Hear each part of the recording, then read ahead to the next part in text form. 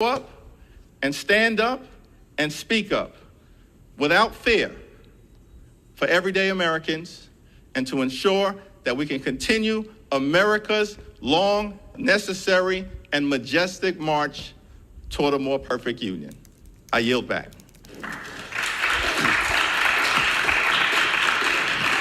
Does the gentleman from Massachusetts reserve? We continue to reserve, Mr. Speaker. The gentleman from Missouri is recognized. Thank you, Mr. Speaker. I yield 3 minutes to a gentleman who has worked for days and weeks to get us where we're at today. The gentleman from Louisiana, Mr. Graves. Gentleman's recognized. Thank you, Mr. Speaker. Mr. Chairman, thank you for yielding. I want to explain why we're in the situation that we're in today.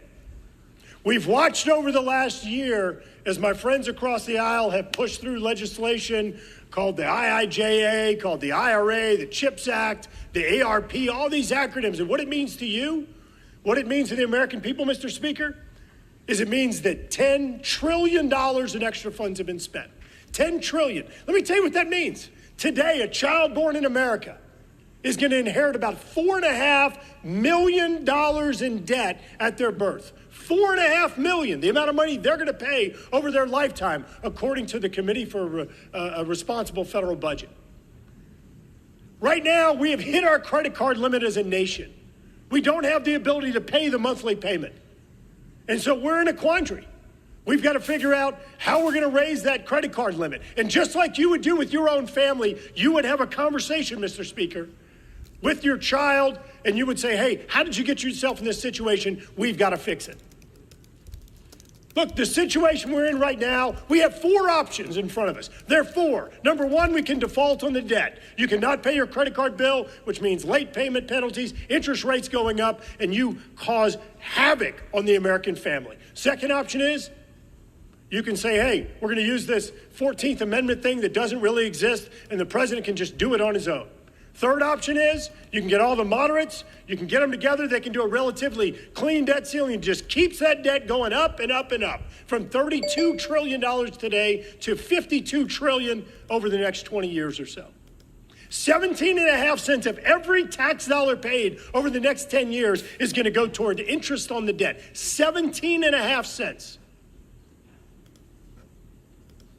The third option we have is, again, a clean debt ceiling and just running it up. The fourth option we have, the one that's before us today, the Fiscal Responsibility Act.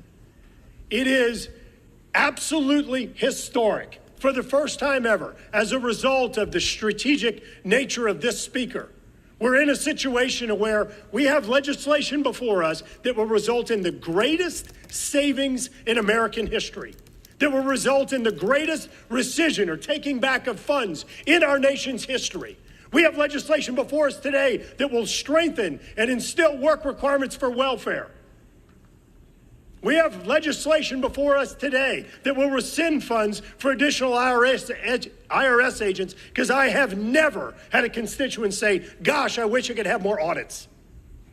We have legislation before us today that for the first time in 40 years streamlines the environmental process. Mr. Speaker, here it is. Historic efforts to raise the deficit. $6.5 trillion is how much this one resulted in. This one, $2 trillion in savings. This is the option. There's not an imaginary fifth option, Mr. Speaker. It doesn't exist. Gentleman's time has expired. The American people support this legislation. Yield back.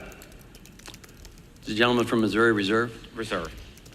Gentleman from Massachusetts Thank you, recognized. Mr. Speaker. The previous gentleman left out infrastructure spending, the CARES Act, defense spending, the CHIPS Act, and the VETS Act, all of whom had Republican support in terms of the expenditure. And Bill Clinton balanced the budget 4 straight times during his presidency, and the money was given away with big tax cuts in 2001 and 2003.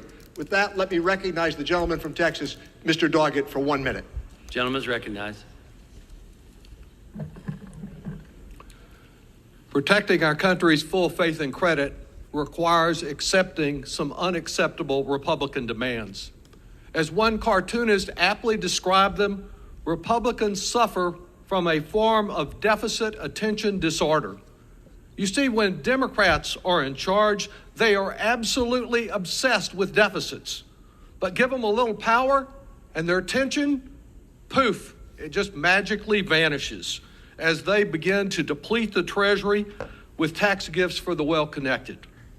Like their multi-trillion-dollar Trump tax giveaway, they're already planning in coming days to soon borrow more to reward those at the top. Their boundless affection for tax cheats and for tax expenditures may increase the debt by even more than the cuts that they make today in education, healthcare, and environmental protection, which are so wrong. As climate deniers, these Republicans sought to repeal our climate law, but were held to one pipeline and a weakening of environmental review laws, a troubling setback that we can overcome. We should be leaping forward instead of moving slowly. Gentleman's time is Ransom expired. paid, America protected. Continue to reserve, Mr. Speaker. The gentleman from Missouri is recognized. I yield 1 minute to the gentleman from North Carolina, Dr. Murphy. Thank you, Mr. Speaker. I rise today in support of the Fiscal Responsibility Act. Over 100 days ago, President Biden said he would not negotiate. Acting on behalf of this country, Republicans forced him to negotiate. The bill alters our fiscal trajectory and helps remedy the federal government's insatiable spending problem. This landmark legislation lowers non-defense discretionary spending and forces Congress to employ a functioning appropriation process. More importantly, the measure doesn't result in new taxes, doesn't touch Social Security, Medicare, or veterans benefits. Is the bill perfect? Absolutely not. Is it a step in the right direction? Absolutely. CBO scores a decrease in spending of $1.9 trillion. Let's not forget, Rome was not built in a day. It's now up to Republicans to make the necessary cuts to bring in our terrible spending and our terrible debt of $31 trillion. I urge my colleagues to support this landmark legislation. Thank you. I yield back. Gentleman reserved. Reserve. Gentleman from Thank you, Mr. Massachusetts. Speaker. I yield 2 minutes to the gentleman from California, Congressman Thompson, who spent 6 hours in front of the Rules Committee. Thank the gentleman for yielding. Mr. Speaker, the American people can't afford a default. Default on our debt would be catastrophic, an economic disaster with consequences for every one of our constituents. Congress can't let that happen. This bill's not perfect, but thanks to President Biden's leadership, the bill before us achieves 2 key points. One, it prevents default, averting an economic disaster. And 2, it preserves not only key programs like Social Security, Medicare, and Medicaid, but also maintains virtually all House Democrats' achievements from the last 2 years, including the climate provisions of the Inflation Reduction Act, which I was proud to author with my colleagues in the Ways and Means Committee. Despite where Republicans started, the president has negotiated legislation that protects Medicaid and the Inflation Reduction Act, the CHIPS Act, the PACT Act, which provides for veterans' health care. Now, I share some of my colleagues' concerns with the bill. I'm particularly opposed to the Republicans' demand to cut mental health care. After climate change, mental health is the single biggest crisis in our country. There is no reason to cut critical funding for mental health. And their cuts to the IRS will not decrease the deficit, it will increase the deficit. A fully funded IRS is in everyone's best interest. Overall, this legislation is a compromise, which is what the American people expect and deserve from a divided government. And most important, it averts the catastrophe of a default. I urge my colleagues to support this bill, and I yield back the balance of my time. We continue to reserve, Mr. Speaker. Gentleman from Missouri is recognized. I yield 1 minute to the gentleman from Utah, Mr. Moore. Thank you, Mr. Speaker. When I ran for Congress, I ran on the promise that I would use my position to reverse Washington's debt culture. In my first term, I was in the minority party. And after 2 years of voting against Democrat spending proposals, I finally today get the opportunity to vote yes on a comprehensive and thoughtful piece of legislation that will serve as the most significant spending cut in American history. Does this bill achieve everything that I want? No, of course not. That's the reality, but my support is a significant step forward, reversing our ballooning national debt. The Fiscal Responsibility Act allows us to cut spending by $2.1 trillion over the next decade. It's the largest deficit reduction ever. And in my first time in 40 years, we will be able to address our permitting process, to be able to address our energy sector and transportation projects from crippling regulations. This act represents the beginning of what is to come as Republicans govern in a responsible, productive manner. We fought hard to get this agreement and blew through Democrats' red lines over and over again. This isn't over. We can responsibly govern, and success today will bring more success in the future. I look forward to casting my vote yes, and I yield back. Reserve. Gentleman reserves. Gentleman from Massachusetts is Thank you, Mr. recognized. Speaker. It's an honor for me to introduce for 1 minute the gentleman from Connecticut and my neighbor, Mr. Larson. The gentleman is recognized. Thank you, Mr. Speaker. 3 times President Biden has had to deal with the Republican manufactured default crisis around raising the debt ceiling. Since 1960, Congress has dealt with the debt ceiling 78 times. And during the Trump administration alone, it raised the debt ceiling 3 times without holding the American economy and its people hostage. President Biden is to be commended for being the adult in the room and providing the leadership to prevent a catastrophic default that hurts the U.S. standing in the global economy and Americans here at home. That does not excuse the behavior of the Republican majority in the House who seek to normalize hostage-taking in an effort to hurt programs that serve our people the most. Thank you, President Biden, for protecting Social Security, Medicare, and veterans benefits. The trust the American people place in you has been validated again. Reserve. Continue to reserve, Mr. Speaker. Thank you. Gentleman from Missouri is recognized. I yield 1 minute to the gentleman from Nebraska, Mr. Smith. Thank you, Mr. Speaker. I rise to support this legislation. The debt ceiling is one of the best pathways to address debt and deficits. In addition to immediate spending cuts and future spending caps, this bill includes provisions to prevent IRS from auditing families and small businesses and helps get Americans back to work. My bill with Representative Steele to rescind IRS funding was partially put into this bill, and even though we passed the entire bill by a majority in January, parts of it are in this bill, and House Republicans continue to work to protect every family and small business from IRS overreach. This bill also modernizes TANF work requirements and ends the scheme of states sending small dollar checks to people who are already working to artificially raise their TANF work rates. These changes will focus TANF dollars on those who need it the most and will push states to do more to connect work-capable adults with the 9.6 million job openings we have across our economy right now.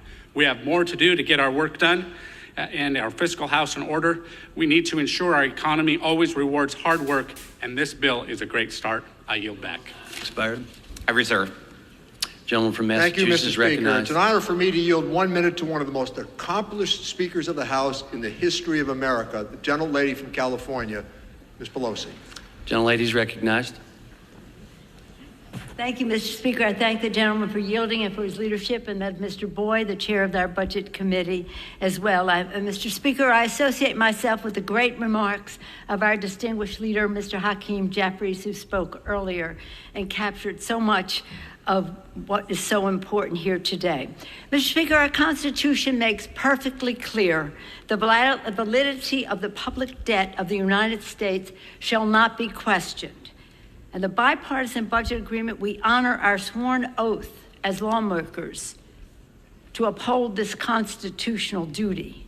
While I find this legislation objectionable, it will avert an unprecedented default, which would bring devastation to America's families. Millions of jobs eliminated, trillions in savings erased, higher costs on loans, mortgages, car payments, credit card bills, and more. And let us commend President Biden for his responsible leadership to prevent this unconscionable outcome while protecting Social Security, Medicare, Medicaid, protecting health care for our veterans as our Commander-in-Chief, climate, infrastructure, our economy. I urge our colleagues to support the full faith and credit of the United States. It shall not be questioned. Time has expired. I yield back. Thank you. The gentleman from Missouri is recognized.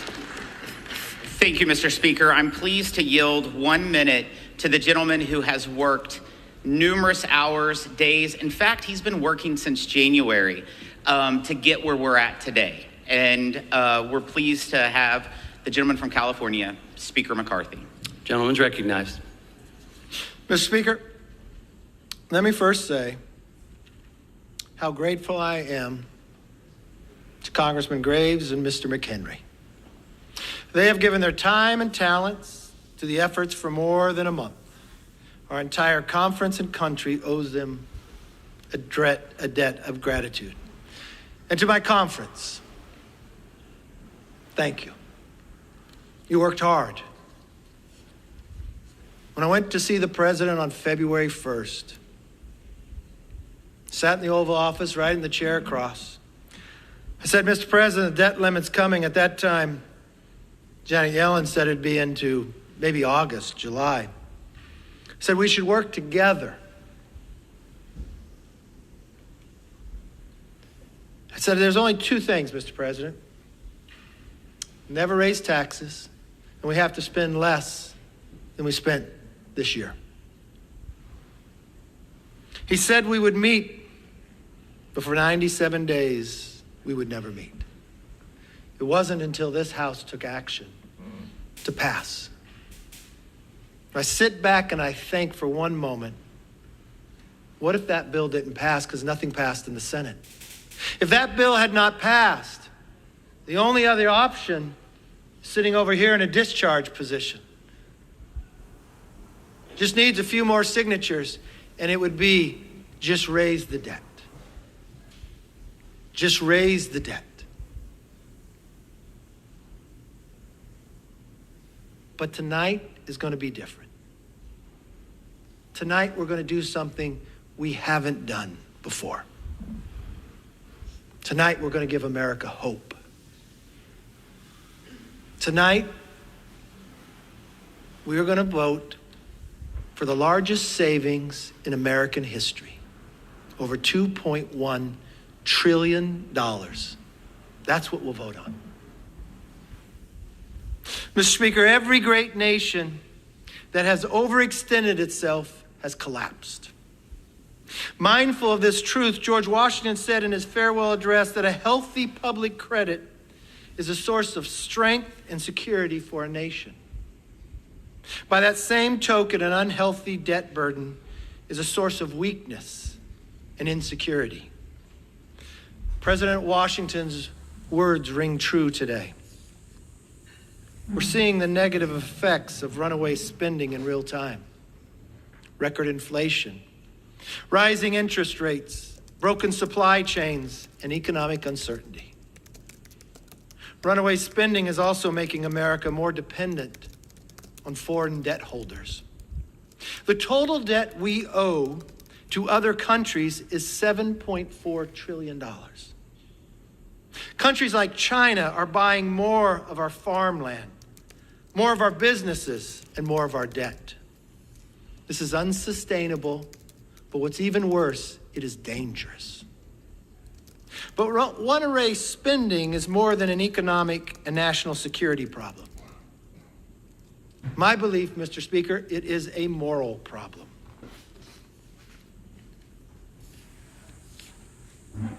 Mr. Speaker, this is Haley. Haley was born at 9:58 a.m. on April 11th of this year. She weighed 6 pounds and 7 ounces. Her blue eyes, she got that from her dad. That button nose, she got that from her mom. And the $95,000 bill, she got that from Washington. Not a very good gift for a newborn. That's Haley's portion of the national debt. And sadly, Haley is not alone. Every child who is born today owes $95,000 in debt. Mr. Speaker, that's $10,000 more in debt for every child since this president took office. It reminds me of what Ronald Reagan once said. When a business or an individual spends more than it makes, it goes bankrupt. When government does it, it sends you the bill. Mr. Speaker, to continue Washington's spending addiction is both irresponsible and just wrong. So let's stop it. I'll be honest, tonight's bill doesn't stop it.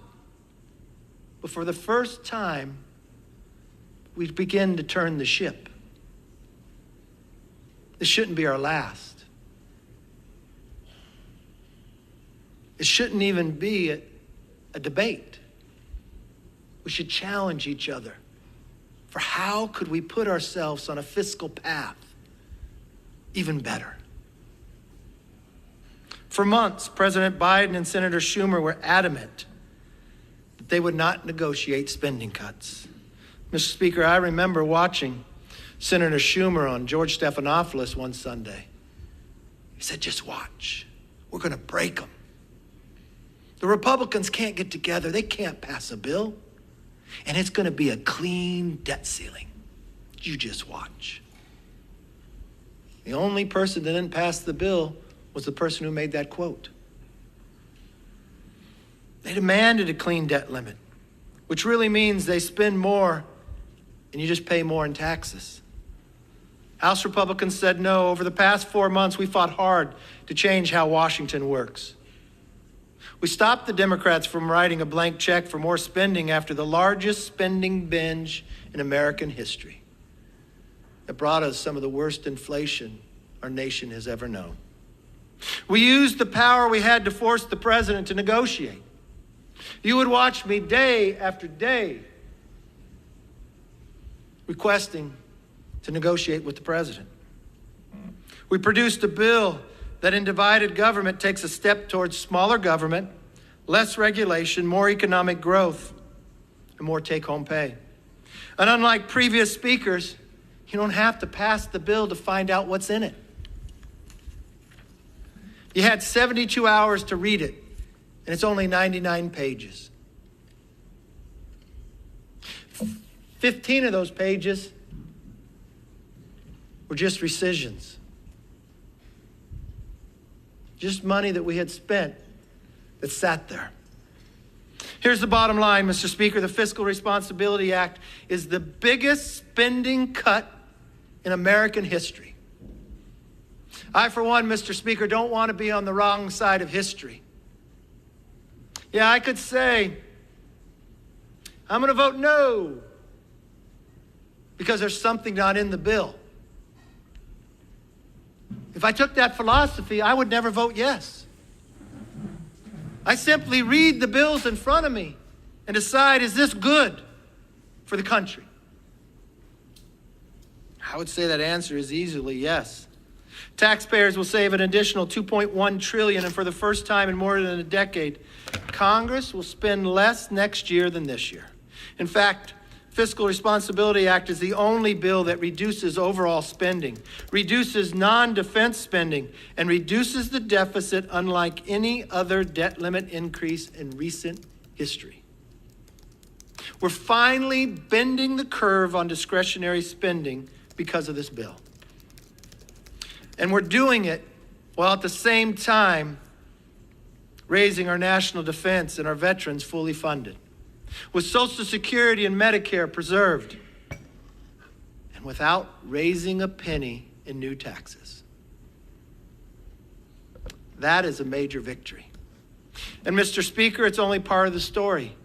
Tens of billions of dollars in unspent COVID funds will be clawed back for the taxpayers because of this bill's spending rescissions, the largest in American history. If you add up all the rescissions in American history and you add them together, this is larger than that. I think it's only common sense that if the pandemic is over, but the billions of dollars have not been spent, why would you spend them now if the pandemic's over? Why don't we provide them back to the hardworking taxpayer that has to pay it? Like Hallie.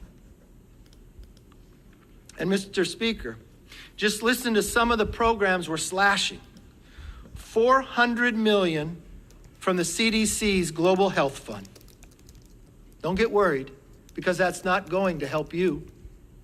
That's your hardworking taxpayer money being spent to countries like China.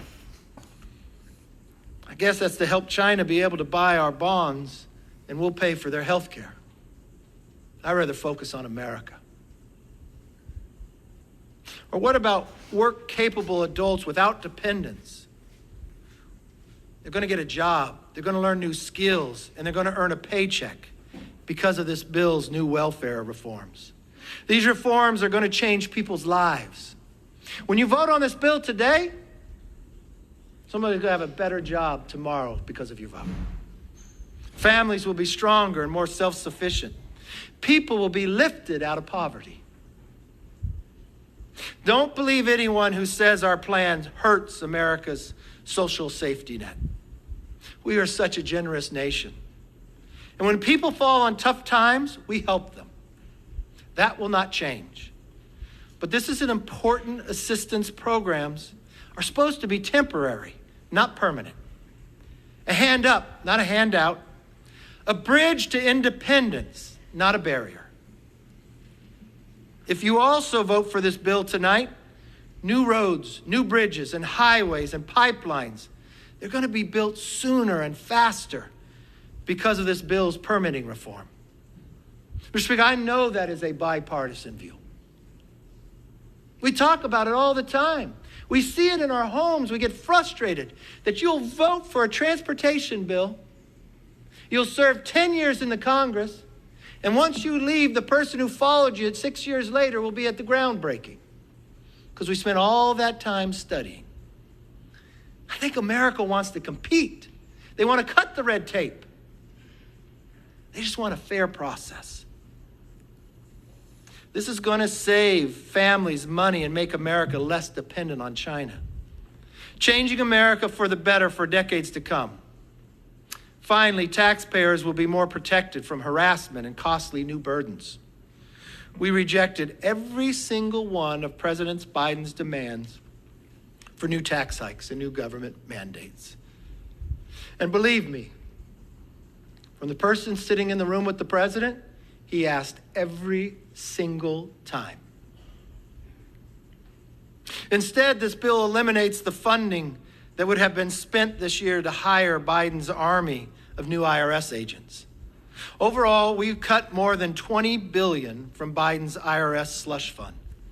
To date, they haven't been able to hire a single one of Biden's 87,000 new IRS agents. And I'll come back year after year to keep it that way. Because the government should work for you, not go after you. Mr. Speaker, passing the Fiscal Responsibility Act is a crucial first step for putting America back on track. It does what is responsible for our children, what is possible in divided government, and what is required by our principles and promises. Yes, it may not include everything we need to do, but it is absolutely what we need to do right now. Moving forward, House Republicans will build on its structural reforms. And as we do, the American people can be confident in this. I'm never giving up. I heard the detractors. I'm an optimist. You have to be. I sat there 15 rounds. I'm an optimist. I waited 97 days and listened to the president tell me he will never meet with me. But I woke up every morning thinking this might be the day. I'm an optimist that I watched division in this house. But tonight, we might come together to do something very big for this nation. Don't mistake it that it's the solution. It's the beginning. And we should wake up the next morning on how we could do better even tomorrow. You see, I will never give up on the American people. And I will never give up on keeping our commitment to America. With that, I yield back.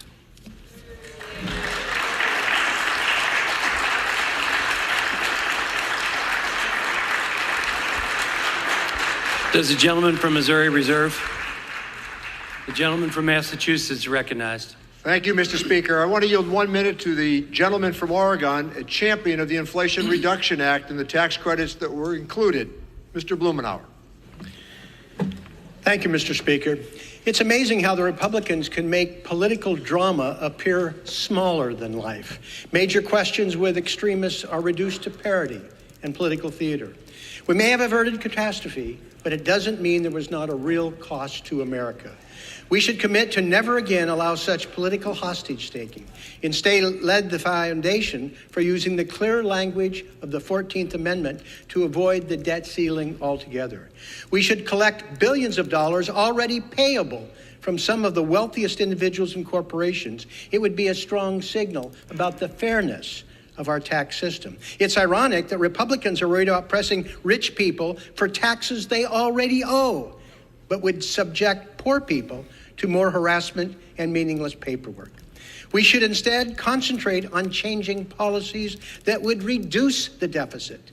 If there will be time limits on benefits, maybe we could start with 20,000 rich farmers who got $1 million a year or more for 37 consecutive years.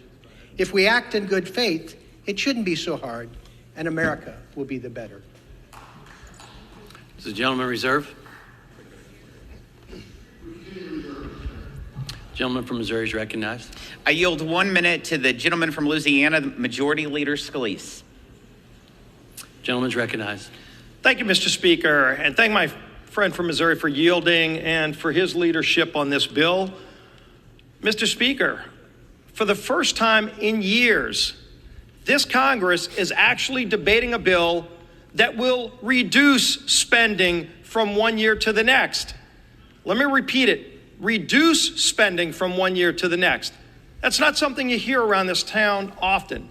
Usually the debate is how much more money will Washington spend? And in fact, if Republicans were not in the majority in this House, that's exactly the debate that would be going on. How much more to spend, how many more taxes to raise, because that's what President Biden wanted at the outset of this debate on the debt ceiling. And just for a little background, let's be clear what the debt ceiling is. The debt ceiling is the nation's credit card. And for the last 2 years, you saw out of control, reckless spending to the tune of trillions of dollars, where President Biden and his allies racked up so much debt that they maxed out the nation's credit card. And so we're at this point to address that problem.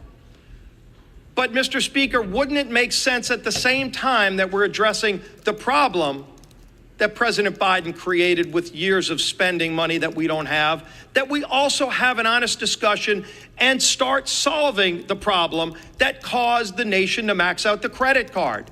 That's what this debate has been about for the last few months. And frankly, I think it's a debate that has been a long time coming in this nation.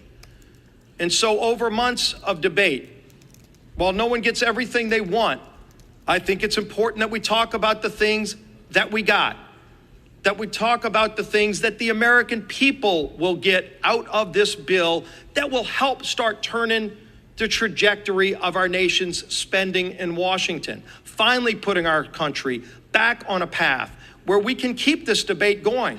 This is the first step. Let's make no mistake about it.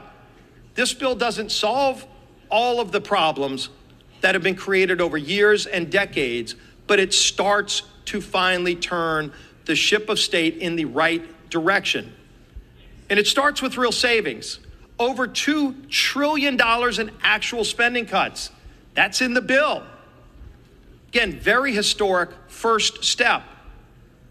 And it doesn't mean that's where we stop. It means that's where we start. You don't get the next round of trillions in spending cuts if you don't lock in the first 2.1 trillion that are in this bill. Now, something else we do.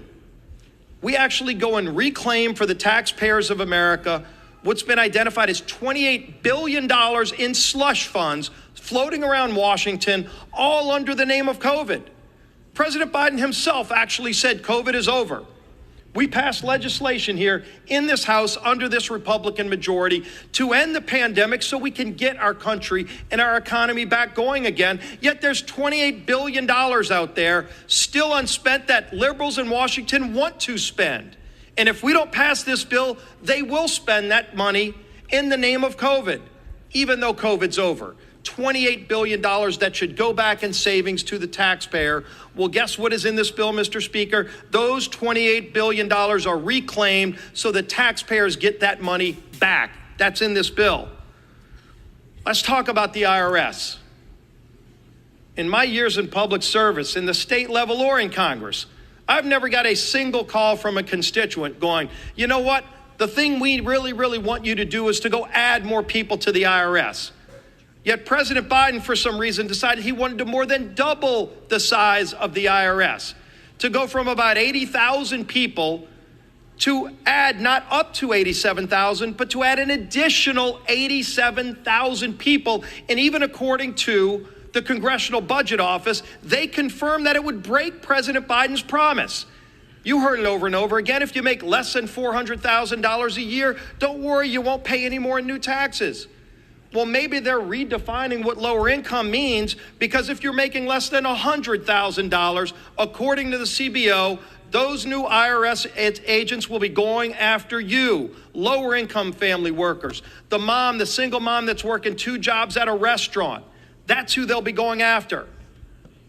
And so we step in and say, no, we've got to end that madness. Over $1 billion in cuts to the IRS to stop them from doing just that. Let's talk about another big area of savings.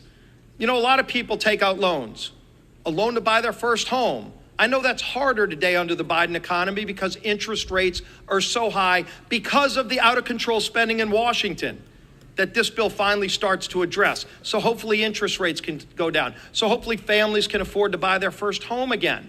But there's something else that people do. Usually the first loan a lot of people take out is a student loan. I know I did when I was a student. I signed the document and it helped me get through college. I also worked my way through college. But when I graduated, there was never a day where I thought somebody else, some single mom working 2 jobs, ought to pay that loan back instead of me. I paid those loans back.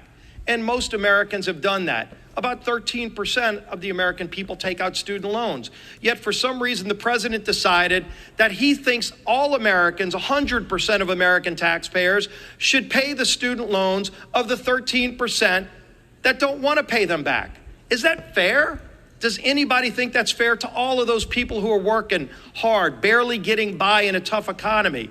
And so what we do is we actually start those loan payments back. That's $60 billion in savings just this year, in the first year, so that people don't have to carry the burden for something that somebody else said they would do. This is America. We make our choices. If you want to take out a loan, you should have that ability, but you shouldn't then expect somebody else to go pay it for you. Let's get back to the values that made this country so great. We put real permitting reforms in place, something we haven't seen in decades. Anybody that's trying to build anything in America, if you're trying to build a factory, if you're trying to maybe add on to your farm, if you've got a barn and you want to add on to it, they find a puddle in the back and under waters of the U.S., next thing you know, you got 5 different federal agencies where groups are suing to stop you from getting that permit, even though you've done everything right, you followed all the rules. So we finally fixed that.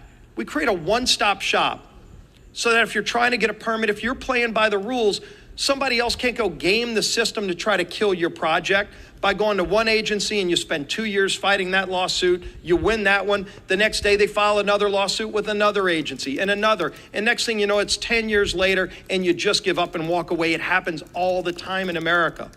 By having a one-stop shop, but we also put shot clocks on the unelected bureaucrats. Because you know what, Mr. Speaker, if a federal agency tells you that you have to get them some information back, they don't say, hey, get it to us whenever you want it. They give you a deadline, and it's usually pretty soon. And if you don't meet that deadline, you don't get your permit. But if you get them all the information, you might wait 6 months, a year, or longer to hear back from the federal agency. These are people that work for the taxpayers of America. Shouldn't they have the same requirements and a shot clock on them that they put on you, the American people paying their salaries? That's in this bill. And finally, Mr. Speaker, real work requirements. I don't think there's ever been a time in America where there are more jobs that are open, people looking for workers. You can go to a restaurant if you want to take your family out for a nice dinner, And you're seeing a third of the tables empty, yet they're not seating anybody because they don't have enough workers. Why is that? Because the federal government is paying millions of people right now not to work. Think about that. In America, where everybody's looking for workers, the federal government is borrowing money from countries like China to pay people not to work. This is insanity. And for all the people out there that are working, they're paying that freight. Why don't we say for people who are able-bodied, who are able to get back into the workforce, there's a social safety net for people who run on hard times. But if you just choose to sit at home and turn down jobs, that's your prerogative as American. Don't ask somebody who's working 2 jobs to pay for you to sit at home and turn down work. And by putting work requirements back in place, something Joe Biden himself voted for as a senator, you also strengthen Social Security and Medicare, 2 programs that are going bust under President Biden's runaway spending that we shore up in this bill, actually strengthening those programs that are so important to the people who paid in for it. There's more work to be done, absolutely.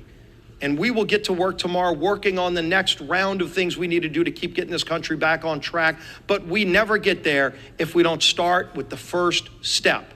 That's what we're doing here tonight. That's why we need to get this bill passed and then go work on the next reforms we've got to do to continue strengthening this great nation, the United States of America. I urge passage, and I yield back the balance of my time. Gentleman yields. I reserve. Gentleman from Massachusetts. Thank you, Mr. recognized. Speaker. The distinguished majority leader failed to mention that we raised the national debt 3 times during Donald Trump's presidency.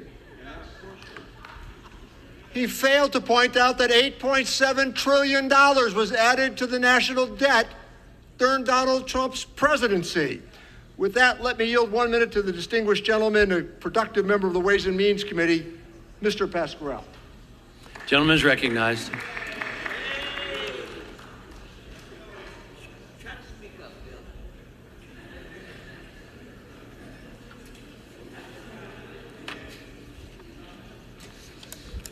Mr. Chairman,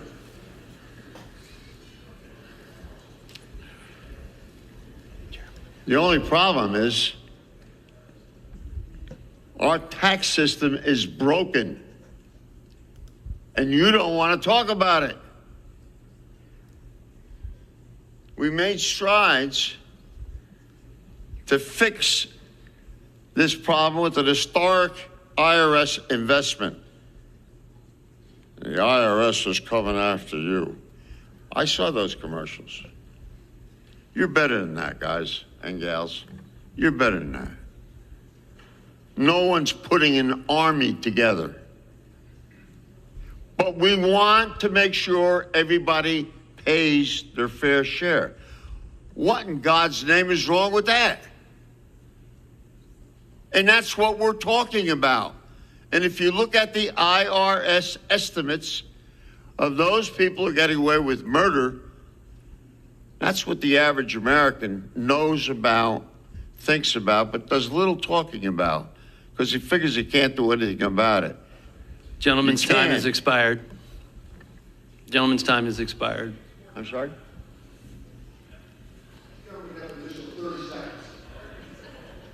I'm sorry? Gentleman's recognized. 30 seconds. So, Article 1 is ignored many times by both parties, both sides of the aisle. It is the Congress that has the power to put a budget together. It's pretty simple. All Americans must understand what is happening here. President Biden put forward a budget to boost opportunity for working Americans, increase access to health care, and Gentleman's time has expired. Tax fairness. And Mr. Chairman, in the greatest country in the world, if we don't fix our tax Gentleman's system, time has expired. we have not done our job as Congress folks. Thank you, and I yield back. As a reminder, members are reminded to direct their remarks to the chair. Does the gentleman reserve? Speaker. Gentleman from Missouri is recognized. Mr. Speaker, Democrats often say that the new IRS funding will only be used to go after the wealthy.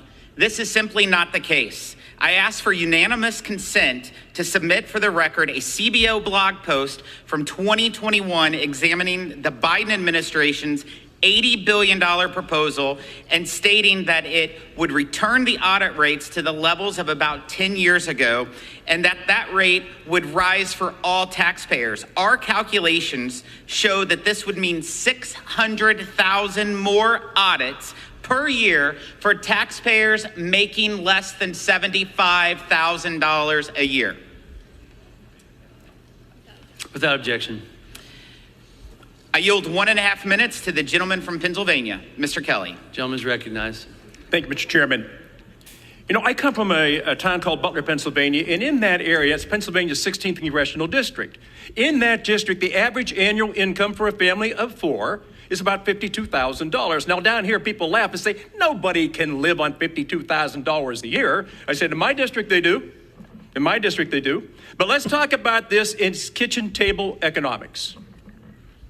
Last year, we had about $4.9 trillion in revenue. We spent $6.2 trillion. Kitchen table economics is that you tell that family that earned $49,000, go out and spend $62,000, and they look at you like there's something wrong with your head. They say, you can't do that. I said, your government does. Your government does. They do it every year, and they do it with your tax dollars. Listen, this is America's wake-up call. This isn't about the blue side of the house or the red side of the house. Look up in the gallery. That's red, white, and blue. That is America. Those are the people that pay our taxes. All we're asking tonight is we look at the Fiscal Responsibility Act. What a weird name to be used in Washington. I wish we could stop playing this game of who struck John. Both parties have spent too much money for far too long. Tonight's the night to turn this ship around. This is the USS Abraham Lincoln, and it takes more than one person at the wheel.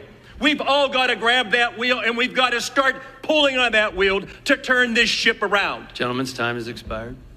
Thank you. I appreciate the time, but I got to tell you, tonight's a wake-up call, America. Not a Republican wake-up call or a Democrat wake-up call, but an American wake-up call. Please, wake up. Does the gentleman reserve? A reserve. Gentleman from Massachusetts is recognized. Thank you. They're applauding for me, Mr. Speaker. Thank you. Mr. Speaker, with that, I'd like to recognize the distinguished gentleman, member of the Ways and Means Committee from Illinois, Mr. Davis, for 1 minute. Gentleman's recognized. Thank you, Mr. Speaker. I commend President Biden, Leader Jefferson, all of our negotiators for the great work they've done to keep us from defaulting on our debts. This agreement protects critical funding for children and families, and especially am I pleased with the protections for homeless youth in school, foster children who've aged out of care, and veterans in need of health services. It protects Medicare, Medicaid, Social Security. This bill protects historic investments in clean energy. It also protects the 40 million student loan borrowers under President Biden's student loan relief plan, and it provides relief for some of my concerns about SNAP and work benefits and work requirements in TANF. I still have some serious concerns about how it affects the environment and responds to climate control issues. The bill is not everything I wanted, but it does give us an opportunity to pay our debt and protect the good work we've done during the first term of President Biden. Gentleman's time has expired. Thank you, Mr. Speaker, and yield back. Is the gentleman reserved? We continue to reserve, Mr. Speaker. Gentleman from Missouri is recognized. Thank you, Mr. Speaker. I yield 2 minutes to the gentleman from Texas, the budget chairman, Mr. Arrington. Gentleman's recognized. Thank you, Mr. Speaker. As I have repeatedly warned, the fiscal state of our nation is in decline. Our financial health is rapidly deteriorating, and our national debt is unsustainable. And by the way, both parties bear some blame. But one thing is for sure, Mr. Speaker, we didn't get here overnight, and we won't get out of this mess with just one piece of legislation. Here's my admonition to my colleagues. This can't just be a one-off deal. It must be the beginning of a movement to restore fiscal sanity in our nation's capital. We must end the era of big government funded on the backs of our children and change the culture in Washington to continuously and repeatedly rein in our out-of-control deficit spending. But today, there's only one deal on the table and only one question for me and my colleagues to answer. Do the biggest cuts to the wasteful and bloated bureaucracy, record rescissions of federal funds, and reforms to welfare and environmental regulations constitute a meaningful step in the right direction? Mr. Speaker, the answer is unequivocally yes. As I've said all along, we will pay our bills, we will protect the good faith and credit of the United States, but we will not give politicians a blank check to bankrupt our country. The American people gave Republicans the majority in the House to stop our Democrat colleagues' unbridled spending and reverse Biden's failed economic policies, and I believe the Fiscal Responsibility Act is certainly a good start, which is why I support this piece of legislation, and I urge my colleagues to do the same, and I yield back. Gentleman yields. Is the gentleman reserve? Reserve. Gentleman. Thank you, Mr. Speaker. Let me Massachusetts. recognize the gentlelady from Alabama, a very capable member of the Ways and Means Committee, Ms. Sewell, for 1 minute. Gentlelady is recognized. Mr. Speaker, I rise in support of the bipartisan budget agreement in order to protect Medicare, Medicaid, and Social Security while also preventing a devastating default on our debt. To be clear, this bill is far from perfect, but it prevents a default. It prevents future efforts to hold this nation hostage for the rest of the 118th Congress, and it prevents cruel Republican cuts. This budget agreement that President Biden negotiated funding for education, health care, veterans benefits, Medicare, Medicaid, and Social Security. Most importantly, it prevents Republicans from forcing a devastating default that would kill countless jobs in my district and destroy our economy. Mr. Speaker, I join in expressing my frustration with the crisis that my Republican colleagues have manufactured. The American people deserve better than a Republican majority that chooses to govern crisis by crisis. Let's lift this debt ceiling and get on with the people's business in the people's house. Thank you, and I yield back the balance of my time. Gentleman from Massachusetts reserves. We continue to reserve, Mr. Speaker. Gentleman Massachusetts reserves. Gentleman from Missouri is recognized. Thank you, Mr. Speaker. I yield 1.5 minutes to the gentleman from Pennsylvania, Mr. Smucker. Gentleman from Pennsylvania is recognized for 1.5 minutes. Thank you, Mr. Speaker, and I thank the chairman for yielding. Mr. Speaker, I rise today in support of the Fiscal Responsibility Act. How could I not support a bill that claws back billions in unspent COVID funds? A bill that cuts trillions in Biden's out-of-control spending. A bill that caps spending levels for years to come. And a bill that enacts work requirements to bring more Americans back into the workforce, lift households out of poverty by connecting them with the best anti-poverty job program, a good job. And most importantly, this bill begins. It's a start to put our nation on a better fiscal trajectory. Our debt to GDP today is at the highest level ever since the end of World War II. If we do nothing to curb spending, our federal debt will be double our GDP by 2050. This is a start to change our trajectory. Now, I wish I could be voting for more than this. I liked our original bill a heck of a lot better. But fact is, the president and the Democrats who control the Senate fought hard to maintain their spending addiction. Given that we only control the House, I'm very pleased with all that is in this bill. It's most definitely an improvement over existing law, and I'm disappointed that some of my colleagues don't see that.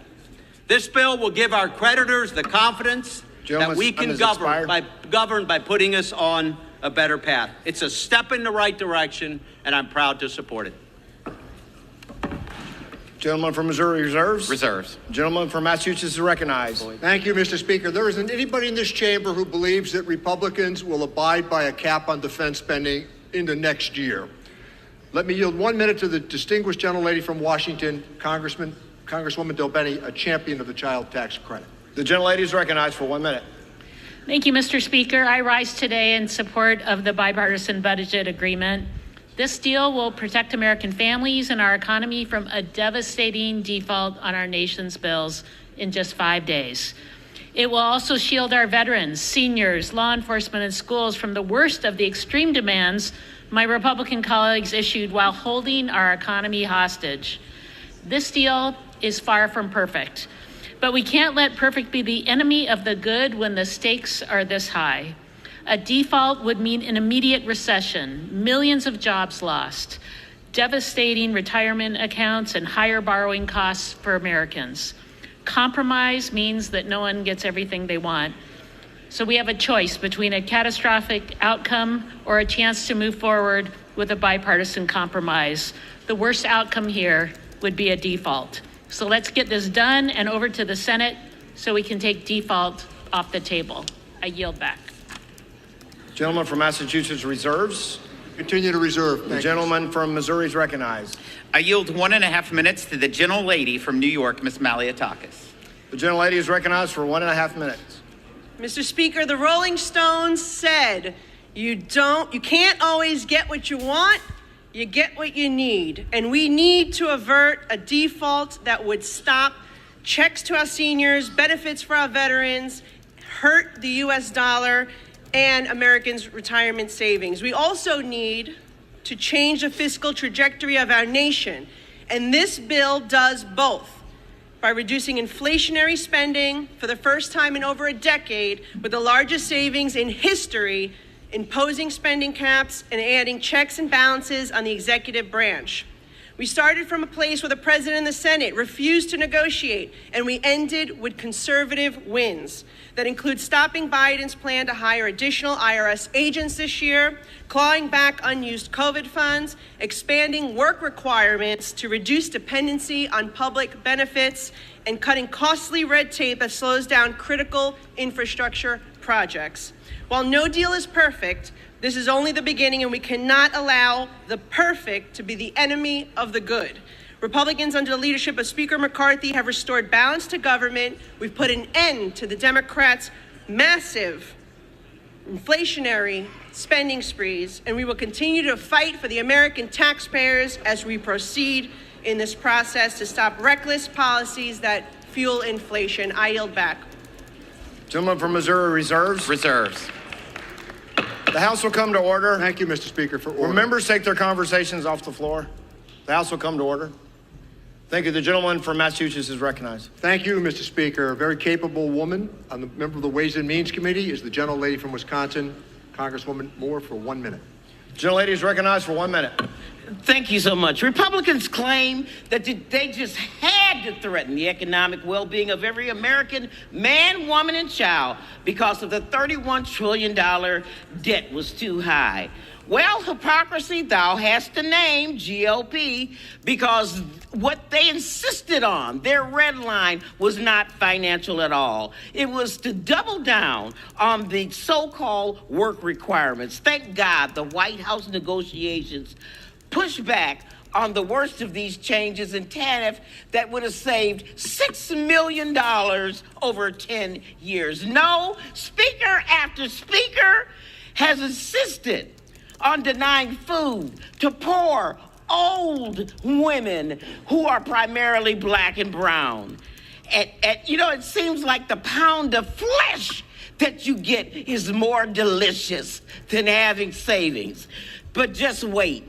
Before the ink is dry on this bill, you will be pushing for $3.5 trillion in business tax cuts. Watch my word. You heard it here first. I yield back. Gentleman from Massachusetts reserves.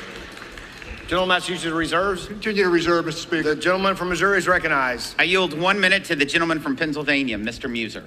Gentleman from Pennsylvania is recognized for 1 minute. Thank you, Mr. Speaker. I thank the chairman very much. Mr. Speaker, while the Fiscal Responsibility Act is not perfect, and God knows we need serious corrections, but there are at least 10 conservative American provisions in this bill that will benefit our economy and advance a higher level of fiscal responsibility. And let's be honest, this is the most conservative bill that can pass with a Biden White House and a Schumer Senate. The Fiscal Responsibility Act stops the excessive spending, stops the bleeding, and adds to our workforce with work requirements. It includes the most important federal environmental permitting reforms in 40 years. And don't take my word for it. This is coming from the Associated General Contractors of America, the Petroleum Institute, the Marcellus Shale Coalition, and the National Association of Manufacturers. Virtually every small business association, every group committed to sound fiscal policy, such as Americans for Tax Reform and Americans for Prosperity, have endorsed this legislation. This bill reins in the Biden administration's executive order spending, which accounted for over $1 trillion in spending over the last 2 years. There's also a reduction of the IRS of $20 billion, protect Social Security, and all the while we will avoid a catastrophic default. I urge support of this bill. Thank you, Mr. Speaker. Gentleman from Missouri continues to reserve. I reserve.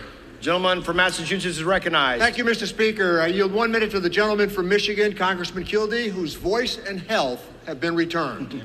The gentleman from Michigan is recognized for 1 minute. Thank you, Mr. Speaker, and thank you to my friend, the ranking member, for that. Look, paying America's bills isn't an option.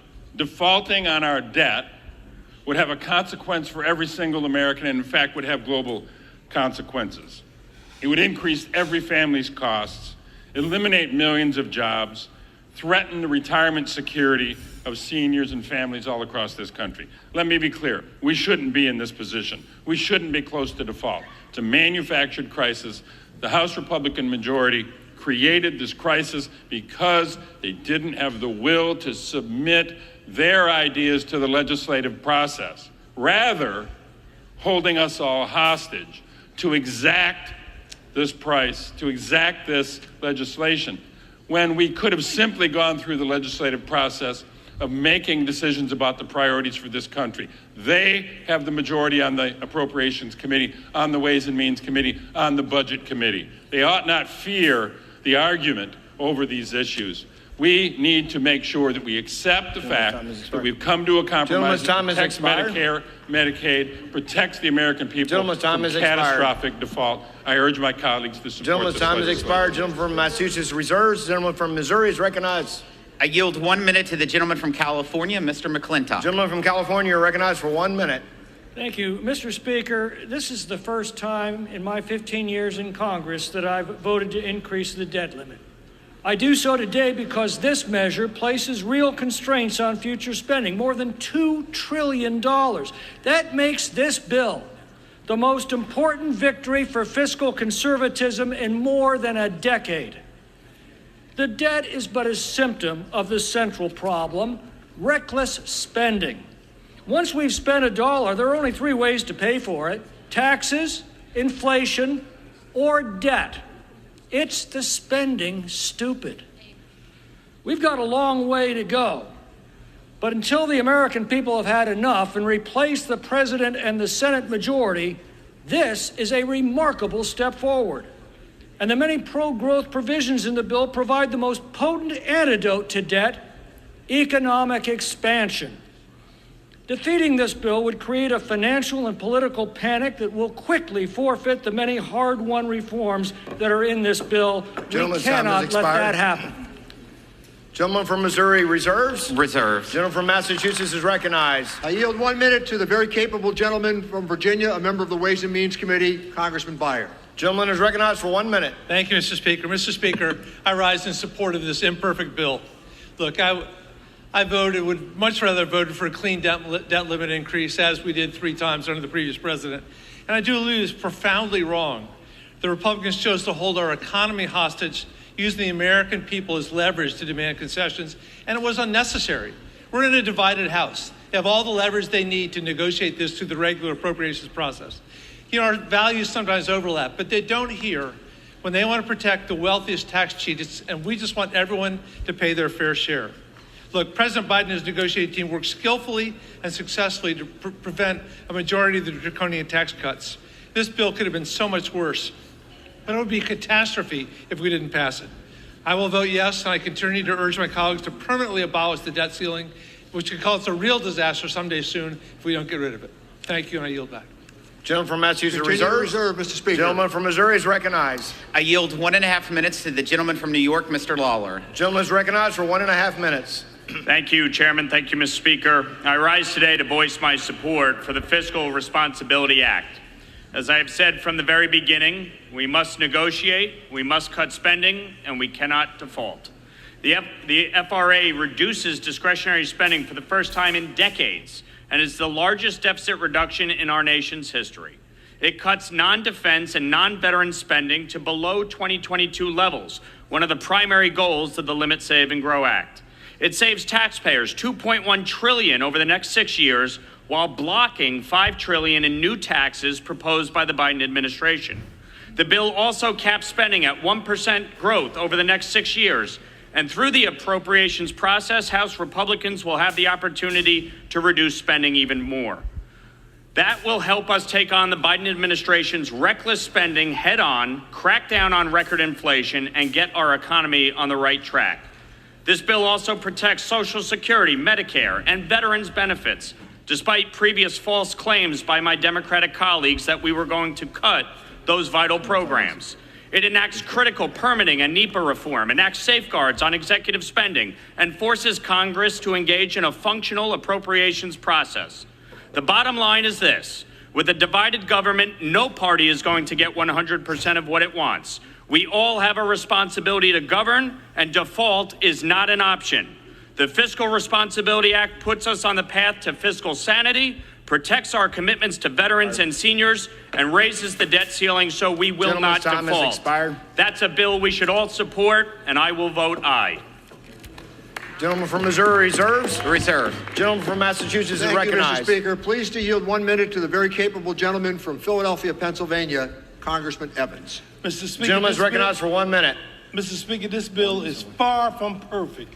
However, the full faith and credit of the United States is at risk, and we cannot let Republicans drive us to default. Defaulting on the national debt would disrupt Social Security benefits for 92,000 households in my congressional district. I will not stand by and let harm come to our nation, seniors and people disabled. I urge my colleagues not to draw out this debt crisis and instead return to our focus of lowering the cost for working families. I yield back, Mr. Speaker. Massachusetts reserves. Gentleman from Missouri is recognized. Mr. Speaker, I reserve. I'm sorry? I reserve. Gentleman from Missouri reserves. Thank you, Mr. Speaker. We have a breakdown of the time.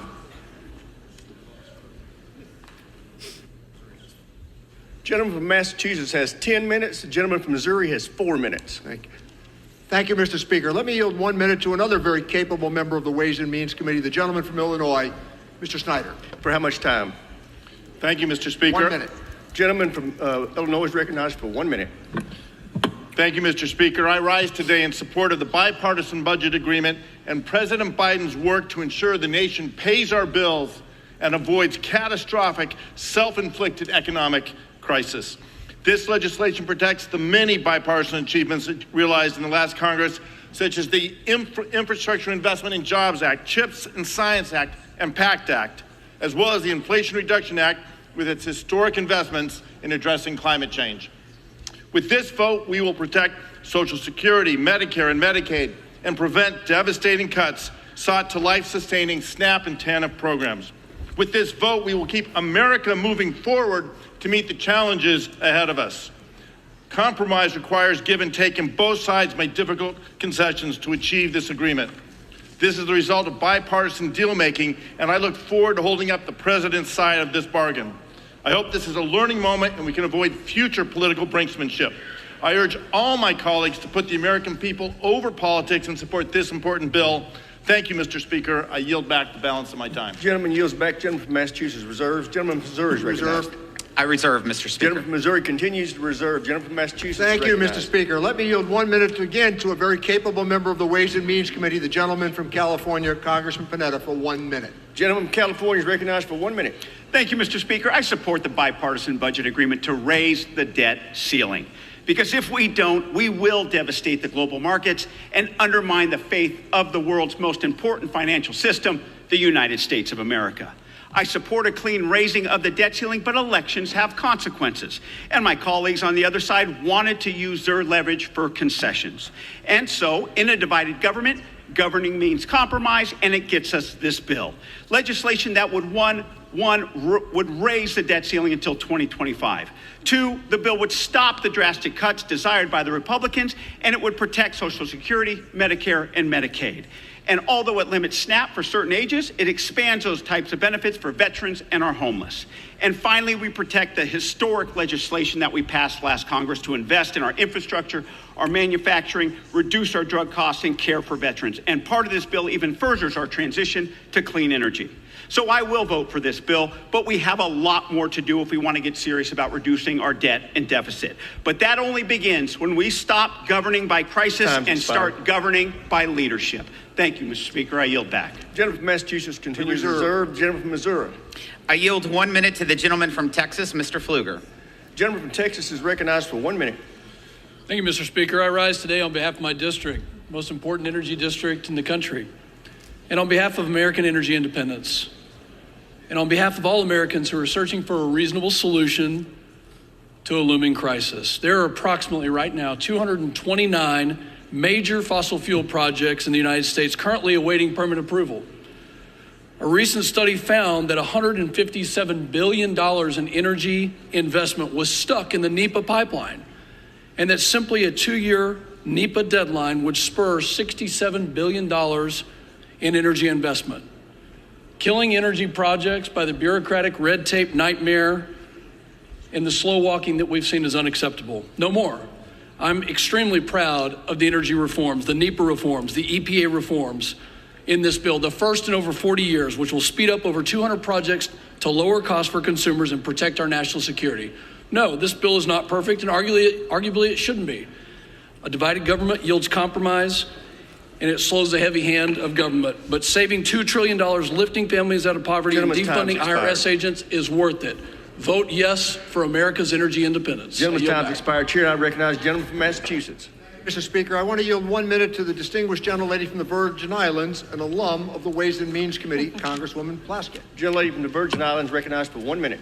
Thank you, Mr. Speaker. Through Democrats' leadership, Democrats have protected our hard-earned and historic economic recovery. That team secured an agreement that prevents Republicans from forcing devastating default and rejects their most extreme cuts in the GOP Default in America bill. President Biden's agreement protected Social Security, Medicare, Medicaid, veterans' health care. This was a negotiation with individuals whose prime priority was cutting food assistance and protecting the wealthy. And that was their main priority across the entire negotiation. Fiscal responsibility, their only responsibility was to protect their tax cuts for ultra wealthy that grew the debt to $7 trillion in the first place. The president successfully insisted that this agreement was going to include time limits on SNAP. It needed to include meaningful improvements to SNAP. Republicans protected the wealthy at the feet of the neediest Americans. Gentlelady's time's expired. Democrats understand the needs of the American people and our most vulnerable Americans, as well as the full faith and credit of the American people. Gentlelady's no longer recognized. Gentleman from Massachusetts reserves. Gentleman from Missouri is recognized. Mr. Speaker, I'd like to remind my colleagues that because of the Republican Tax Cut and Jobs Act, the bottom 20% of earners saw their average federal tax rate fall to its lowest level in 40 years. Low and middle income families of 4 saved at least $2,000 on their tax bill each year. I reserve. Gentleman from Missouri continues reserved. Gentleman from Massachusetts. Thank you, Mr. Speaker. Let me recognize the distinguished gentleman from Georgia, the ranking member on the Agricultural Committee, Mr. Scott, for 1 minute. Thank you very much, Chairman. Recognized. Ladies and gentlemen, this is the most historic night. Gentlemen will suspend. The House will be in order. Gentleman needs to be heard. Thank you. Gentleman's recognized. First of all, I want to thank President Biden. President Biden invited me, along with the other leaders, ranking member and chairman of our Agriculture Committee. and it gave me a chance to talk straight to the president about the serious food shortage that's coming to our veterans. Right now, when I told him, and many of you may not know this, but the veterans are living in more insecure food households than anybody else, a 7.4% higher than the general public. And when I told President Biden that, he said, we got to do something about it. And that's when he moved with his energy to be able to take not only the veterans, but SNAP and others off of SNAP work requirements. Gentleman's time expired. God bless this president for his leadership. Gentleman's time's expired. Chair will remind members that they need to remove their conversations from the floor. The speakers deserve to be heard. Gentleman from Missouri is recognized. Mr. Speaker, I reserve. Gentleman continues to reserve. Gentleman from Massachusetts is recognized. Let me recognize the distinguished gentleman from Indiana, Mr. Mervin, for 1 minute. Gentleman from Indiana is recognized for 1 minute. Thank you, Mr. Speaker. I ran for Congress to solve problems, and this legislation averts a crisis. A default would jeopardize millions of people with unemployment, increase credit ratings, or increase interest rates, and risk retirees and devastate their 401ks. A default would also jeopardize numerous investments in the American worker in the 117th Congress, including the Infrastructure Investment and Jobs Act. This bill not only increased created jobs, but it also, with a strong Buy American provision, strengthened our domestic steel and manufacturing base, and it also allows for our members, our veterans, to be protected and puts funds dedicated to the health benefits and provides resources for the Toxic Exposure Fund. I appreciate the dedicated work of the administration and the Democratic colleagues. For my neighbor Gretchen, who had anxiety about her 401k, this bill supports the American worker. It supports the American industry, the steel industry, and it also Gentleman's time's expired. Protects the American dream. I'm voting yes. Gentleman from Missouri is recognized. I reserve, Mr. Speaker. Gentleman from Missouri reserves. Gentleman from Massachusetts. Mr. Speaker, could I inquire as to how much time? Okay. Gentleman from Missouri has 2.5 minutes. We're waiting on one speaker, and I'd like to move this along, depending on what the chairman's position is. Prepared to close. We're prepared to close. You're prepared to close? Yes. Not here. We're prepared to close. This gentleman from Massachusetts is recognized for closing. Thank you, Mr. Speaker. I think that this has been an elevating conversation about how we arrived here tonight. Our colleagues on the other side, they voted for the infrastructure bill, they voted for the CHIPS Act, they voted for the CARES Act, they voted for the defense spending increases, and they voted for a tax cut in 2017 that borrowed $2.3 trillion that was added to the national debt. Now, for those who might be paying attention tonight, the national debt is the cumulative effect of deficits. These were annual deficits that were run up. Neither party is responsible for the pandemic. On March 11th of 2020, we were warned what was coming. 20 million jobs evaporated. Tonight, in some measure, because of the leadership of Joe Biden, every one of those jobs has been returned, and 9.5 million jobs go unanswered.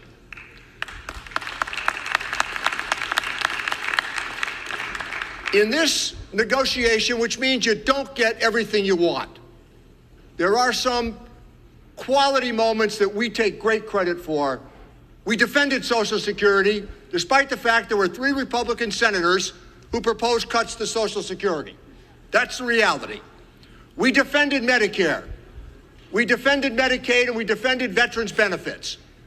And very proud of the fact that we wrote the Pandemic Relief Act. There's a group here tonight, I've been here long enough to know this, they were against this before they were against it. They were against it years ago, never mind tonight. But this moment of bringing the nation to default, what this does or what it would do to the American dollar as the currency of choice for the world, what this would do in treasury markets for liquidity purposes, what this would do to the hard-earned 401k plans of the American family, to take us to this moment in this showdown that we had. This argument tonight was never about perfection. All 435 members of this House would probably have written a different version of this bill. But in divided government, that's not reality. Now, the last point I want to make is this.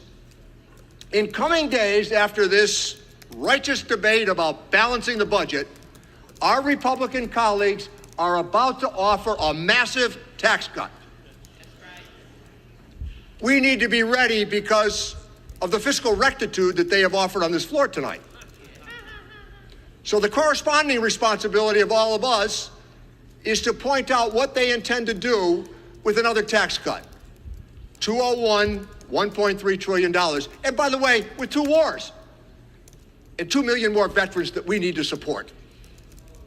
Now, the other reality is back in 2003, another $1 trillion of tax cuts. And the worst one of all, that tax cut in December of 2017, where they borrowed $2.3 trillion for a tax cut that went to the wealthiest among us and had very meager economic growth.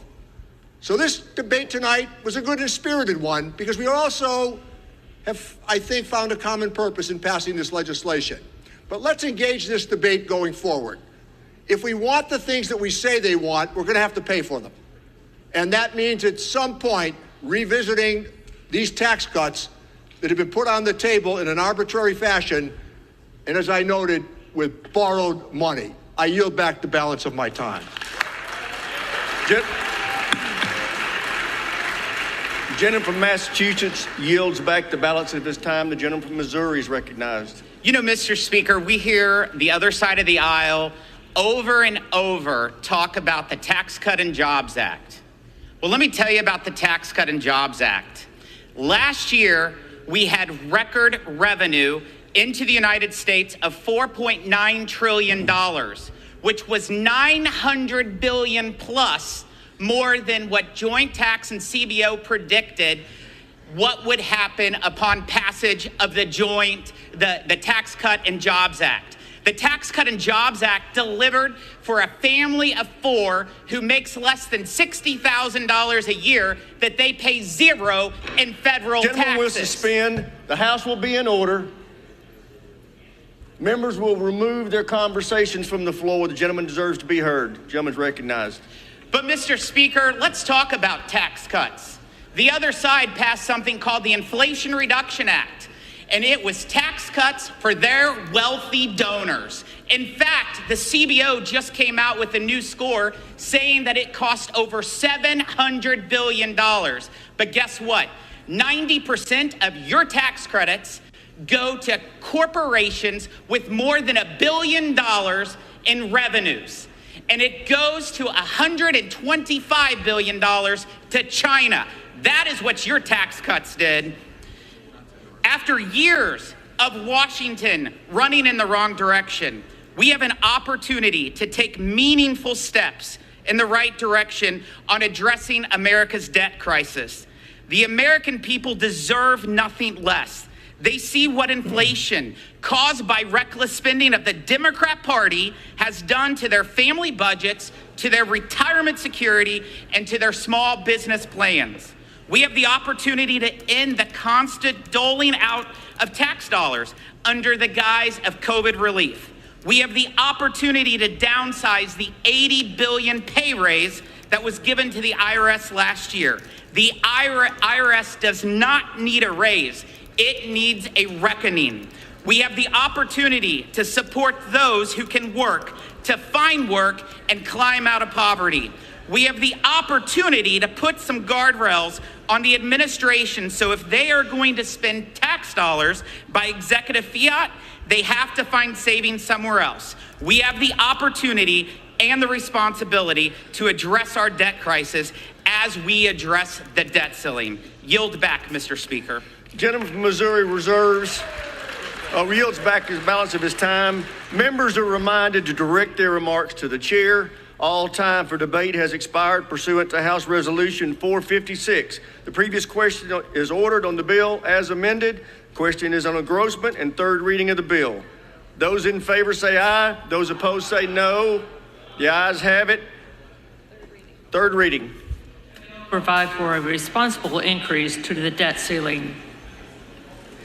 The question is on passage of the bill. Those in favor say aye. Those opposed say no. Aye. No. In the opinion of the chair, the ayes have it. Without objection. Purposes of gentleman. Gentleman from Massachusetts asked for a recorded vote. Those in favor of a recorded vote will rise. Sufficient number having arisen, a recorded vote is ordered. Members will record their votes by electronic device. Pursuant to Clause 9 of Rule 20, this 15-minute vote on passage of the bill will be followed by a 5-minute vote on the motion to suspend the rules and pass H.R. 2797. This is a 15-minute vote.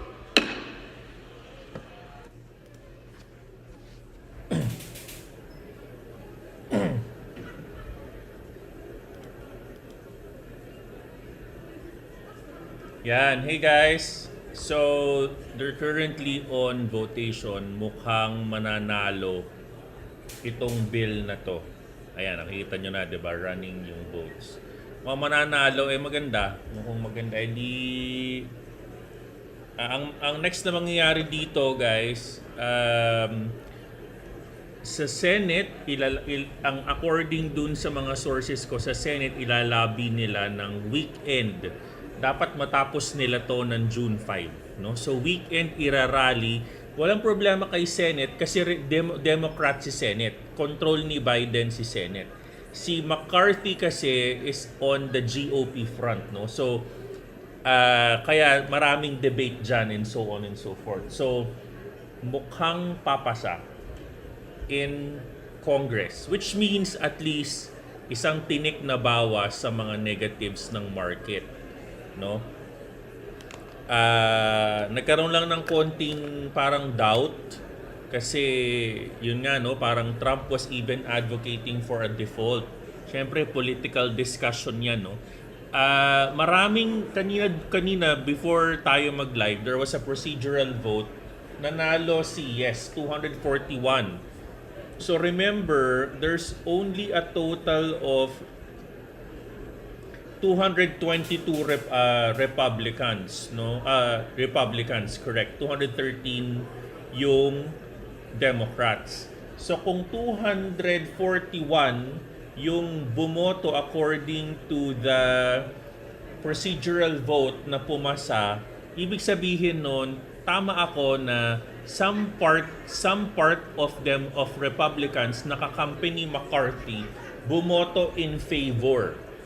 So approximately around, siguro give or take 23, 33, around 27 Republicans voted in favor, no, on top of the Democrats, which means 241 yung overall na nag-vote for yay. Yon. So yan, so 115 already is voting yes. Ayan, o, Republicans 78, Democratic 37. Ayan, so tingnan natin kung mananalo to pass the bill. Actually, teka lang. So 30s, medyo nalito ako, no? Kasi sabi ko bakit 37-46 nasa ulo ko 2020 Republic Act. Maharlika bill pala yun. Sorry. Ayan, so mukhang papasa na to. I-end ko na yung live natin. Mukhang papasa. It's a good news, Miranda. Is it going to support Bitcoin? Kung itatanong nyo, kagabi pa nagsusupport si Bitcoin. Nasa 26,882. Nag-bounce on the 618 area. No? So, it's going to be one of those scenarios na at least na bawasan yung negativity ng market because of the potential default on debt ceiling. Is it going to drive better price ng Bitcoin, we're going to be observing Miranda over the next couple of hours. Pero isa sa mga magandang ginawa nito is it removed the negativity, no? The negativity in the market, particularly for Bitcoin and the stock market. Kahapon pa, no, ang gulo-gulo ng market, even the NDQ, I think bagsak kahapon ng Nasdaq. Bagsak ang Nasdaq kahapon, even SPX 500, Dow Jones bagsak din, no? Everyone else is bagsak from an Asian market. I think the Asian market is about to open in a few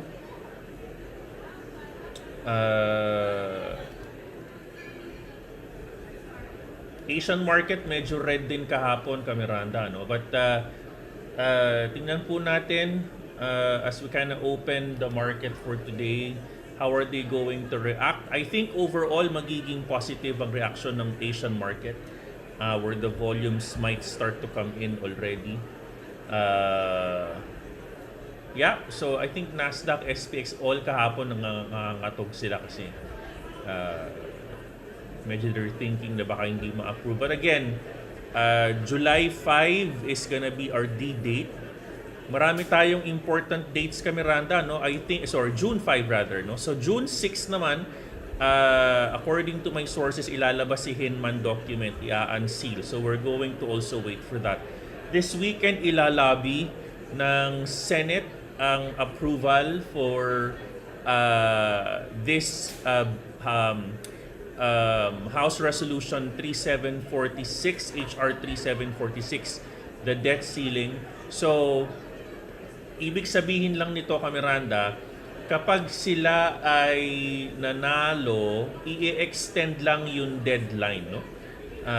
They're going to extend the deadline for the debt ceiling up until January 1, 2025. So, ibig sabihin nun, lawmakers and Biden can set aside this issue after the November 2024 presidential election. So kumbaga sinasabi lang dito, i-extend natin yung deadline up until matapos lang yung administration ni Biden. No? So up until January 1, 2025. For me overall, kahit I'm not gonna be expecting for significant movements in the market, no? I'm gonna be expecting for volatility, pero at least overall nagtanggal siya ng konting anxiety on the market, considering if basahin nyo lahat ng balita ngayon, everyone was talking about the debt ceiling discussion, which I said, sabi ko naman no March, tingin ko papasa to. Nagkataon lang around April, kumukuda na tong si Trump, no, ng gagalaiti na, and he's advocating for a default.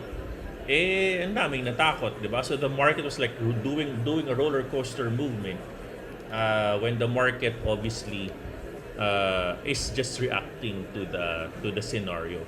Overall, tingin ko, isang malaking TA and GA naman to mga puti na to. Kung di nila ipapasa yan, magkatapatan tayo dito. No? I mean, at the end of the day, they need to think well. They need to put aside their political drama, and they need to think better to the overall economic impact and consequences ng desisyon nila. Otherwise, sila na nagsasabi it's going to create devastating impact to their economy and to the whole world, Miranda. And tayo naman bilang trader, syempre, we're going to trade price action, pero kung meron tayong FAs tulad nito, o type number 1 kung naging ano ka na rin, naging political scientist ka na rin, di ba? I mean at the end of the day, hindi naman kayo lahat siguro interesado dito, pero naging interesado kayo kasi lahat ng to may kinalaman kay stock market and in the trades that you're doing in crypto, no? Ang goal talaga natin, sana magkaroon ng de-dollarization in BRICS talaga. Mawala talaga tayo dun sa coupling ng NDQ with our Bitcoin. Yun ang pinaka-end goal natin. Bakit? Kasi nga, we wanted to be able to not get affected by the bigger economy. Diba? Diba? We should decorrelate with them. We should be like gold. Diba? The true store value. Diba? No? So again, at the end of the day, by the way, June 1st, no, start na po ng trading for OLS. OSL rather, no? Dalawa pa lang yan kay Miranda, so don't expect too much volumes. But more importantly, that's the good sign na this is a big deal. Sabi nga ni CZ sa post niya, this is a very big deal.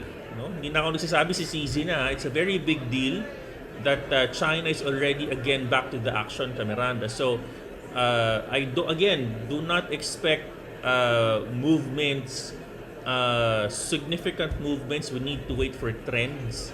Trends gonna be our friend kay Miranda. It's gonna be a good day today, hopefully, no? Kasi nga again with the passing of this in the lower house in the US, and of course the start of trading for Bitcoin and Ethereum lang ha. Bitcoin and Ethereum in the Asia part of Hong Kong kay Miranda. So another news pala is they're already accepting applications for VASP, I guess. Unlike sa Pilipinas, nagkaroon sila ng moratorium. They stopped accepting VASP up until 2024 if I'm not mistaken.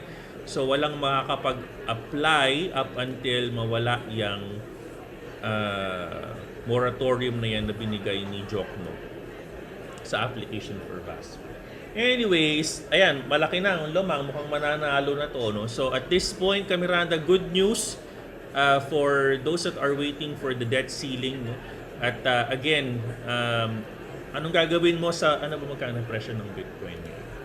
What are you going to do for Bitcoin? At least we're going to understand market structure. Market structure ngayon, no? On the period, meron siyang correction on 28,407. Nag-bounce po ito. Napakagandang bounce. Perfect on the 618 bounce at 26,864. So, nagkaroon siya ng pag-akyat. There was an impulse. There was actually an impulse, pero ito po ay na-correct din. There was actually a correction line.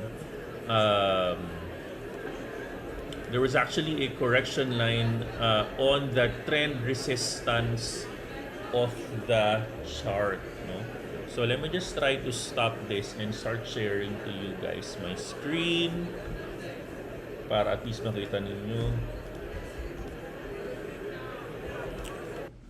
Mukhang mananalo si talagang mananalo si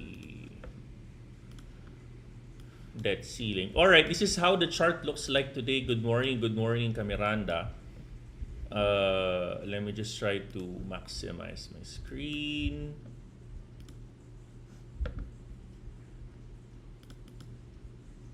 All right, yes, you're watching me live. This is Coach Miranda Manor. Umaga po tayo nagla-live because I'm personally watching the debt ceiling discussion. So, all right. So basically, kay Miranda, on a big picture, ito po yung itsura niyan. No? Of course, meron po tayong correction. Nagkaroon po ito ng correction within this particular correction point, 28,397. Okay, nagkaroon siya ng correction line. Naalala ko, there was a student who asked, saan po ba yung confirmation candle, no, ng pagbagsak ng Bitcoin? Sabi ko dito, diyan ka ng confirmation candle here. Okay? Tapos ito momentum play because nasa gitna ka na. Momentum play tabo, no? Ngayon, nagkaroon po ito ng ito yung 618 niya, no? 618 yan. No? So you have your swing low to swing high. You have your perfect 618 area bounce. Congrats sa mga nakakuha niya. I think APT daw or Aptos is also nag-bounce on the 618 area, kay Miranda. So ito po, no, there's actually a correction line. The more the merrier here. Ayan, the more the merrier. You have correction line somewhere here. So ang ibig sabihin nito, where is this going to potentially support? Kukuha tayo ngayon ng another support kay Miranda. So you have your 618 pa din. You have your 618 area. And then you have your support line here. Of course, no, kung titingnan natin, is it actually on a primary uptrend? We are currently on, technically this is a consolidation kay Miranda. Nagkaroon ng pag-akyat, but there was a correction on this trend line. Nagkaroon ng pagbagsak, no? Nagkaroon din ng bounce on the 618 area. Perfect price action, no? Following your support and resistances. Tingin po natin, at least, no, nagkaroon ng this entire price activity is driven by pure support and resistance. No? Ang nakikita po natin dito, tingin po natin that at least kalmado ang market. Hindi siya sobrang lumilipad pababa o hindi pa gaano umaakyat pataas. Tingin po natin that this is a pure market activity driven by support at resistance, kasi nagko-correct lang naman siya dun sa mga support at sa mga resistance natin, no? So ang ibig ko sabihin doon, tingin ko wala pa dito yung epekto ng debt ceiling. Wala pa dito. I think this itong pagbagsak na to, this is basically, you know, your taboo trade pababa, no? Kasi nagkaroon ka ng correction. So nasa gitna na naman yung price natin. It's actually currently here today. So it's everyone's ball game, no? It's everyone's ball game. Nag-aantay ako ng Asian market opening up until mamayang hapon. We're going to see kung magiging positibo ang pagtanggap ng market and all of the developments for today. Long-term positive effect, no? Today, observation mode with the good hope na gaganda po ito over the next couple of weeks and months to come. Okay, ano na nangyari dun sa votation na? Teka lang guys kay Miranda. Wait. Natin bumasa na sila.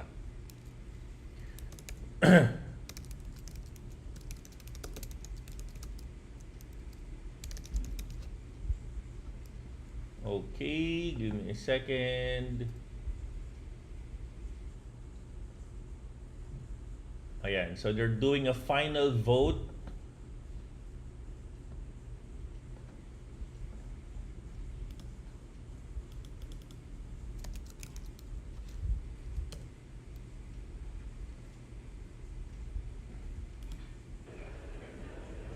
Okay, yan, laki, no? 253 yung yes, yay.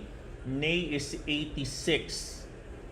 So it looks like papasa na to. We're just talking about formalities here. And congratulations to those that are, you know,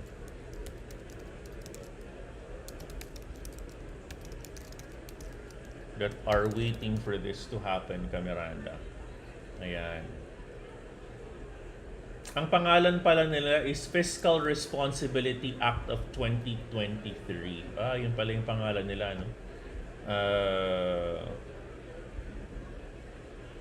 Yeah, so they're the ones actually discussing for the debt limit, HR 3746. An act providing a consideration for the bill 3746 to provide a responsible increase to the debt ceiling, HR 4356. Summary providing for consideration for the bill, HR 3746. So ito na po yan, mga kamiranda, yan. So medyo tingin ko, no, it's gonna be a no-brainer na. I think we're already reaching majority here. But then again, guys, no, so keep on watching. I'm going to keep you posted. Again, overall, encouraging news. Let's just wait for the market to react on the market open, Miranda. All right? So with that said, maraming salamat for all those who watched with me.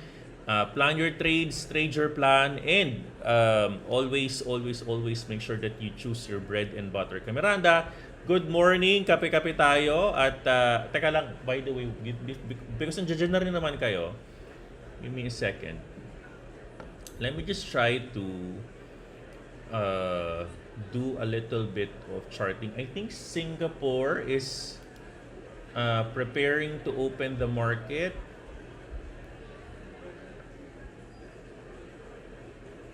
Okay, 9 in the morning, meron na silang pre-open. It's good. Medyo berde ang opening ng Singapore, Miranda.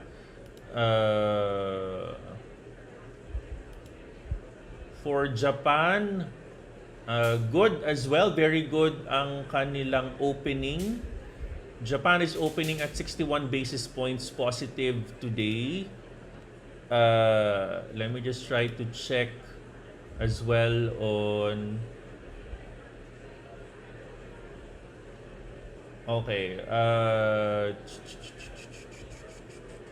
Give me a second, no? So Shanghai,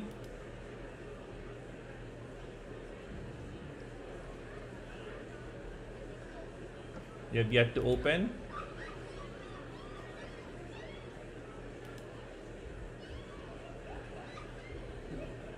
All right. For Hong Kong for today, they have yet to open.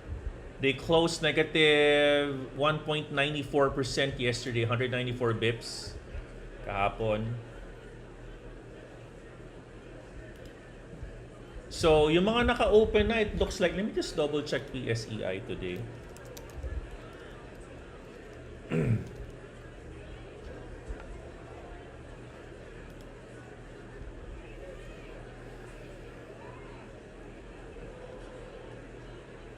All right, it's going. PSEI is going to be opening in the next 8 minutes, 9:30-ish. Tingnan po natin kung saan sila mag-open. But kung di na tayo umabot, that's okay.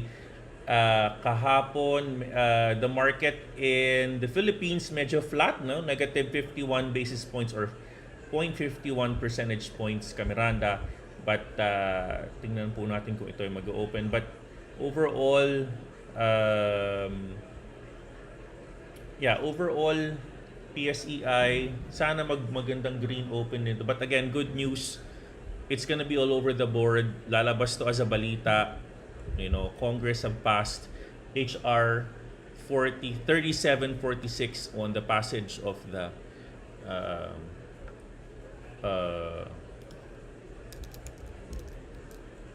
the passage of the, the extension of the debt ceiling. Extended lang yan, guys, hanggang January 2025. Okay? Anyway, just double check PSEI. Andyan na rin naman kayo, so tuloy-tuloy na natin ito, Miranda. I'm done charting with crypto.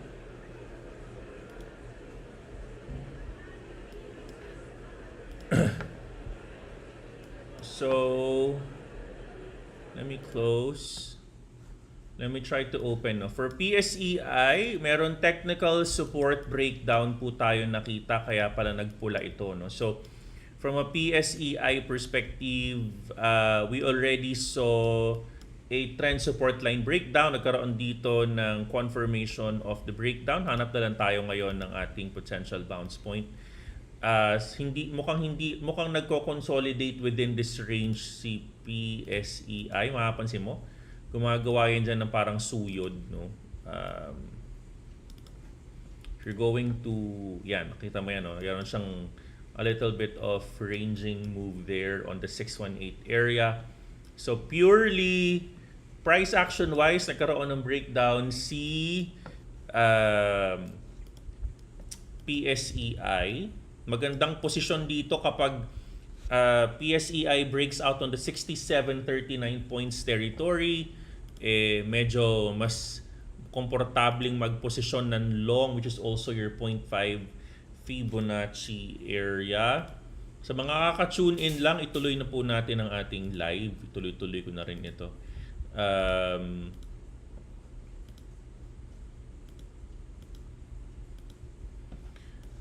Yes, I've said Bitcoin, this is your current chart, Miranda. There was a doji candle today. Hindi pa tapos ang boxing.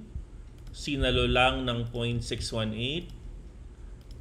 We are on a decision zone, no? Antayin po natin where the market is going to go today, paakyat or pababa. Nasa loob ka na po ng triangle of your consolidation, Miranda. So antayin na lang po natin yan.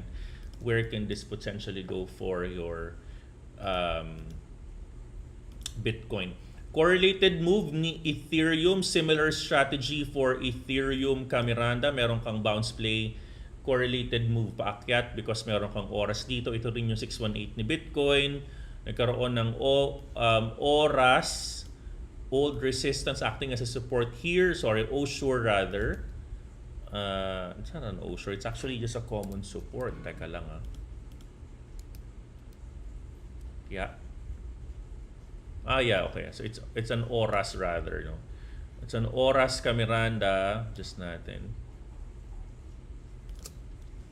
All right, let's now go for BNB.